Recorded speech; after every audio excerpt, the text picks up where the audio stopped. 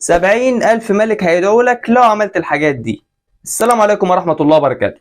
عايز 70,000 ملك يدعوا لك؟ وليكن في علمك إن دعاء الملائكة مستجاب بإذن الله. هم أي نعم 8 أمور بس هنسردهم سريعا. رقم 1، وانت واقف في الصف الأول في الصلاة فاحرص إنك تروح المسجد بدري تصلي ركعتين تحية المسجد وتتوكل على الله في الصف الأول.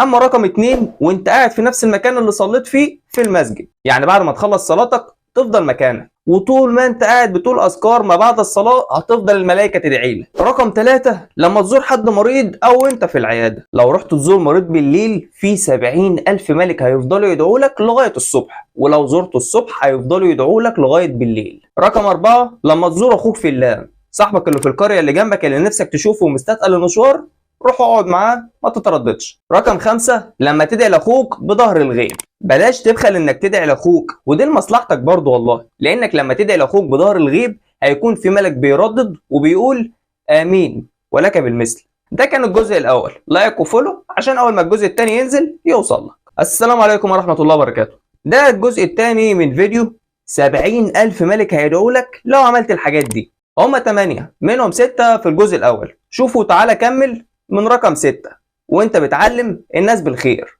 عندك نصيحة أو معلومة كويسة هتفيد بيها الناس قولها على طول، ومش بس الملائكة هتدعي لك، ده الحوت اللي في البحر والنملة اللي في جحرها هتدعي لك معاهم. رقم 7، لما تنام على طهارة وطول ما انت نايم في ملك مش بيعمل حاجة غير انه بيدعي وبيقول اللهم اغفر لعبدك فلان فانه بات طاهرا. الموضوع بسيط يعني، انت هتتوضا وبس. رقم 8، وانت بتتسحر، ربنا يدينا ويديكوا طولة العمر واللهم بلغنا رمضان لا فاقدين ولا مفقودين.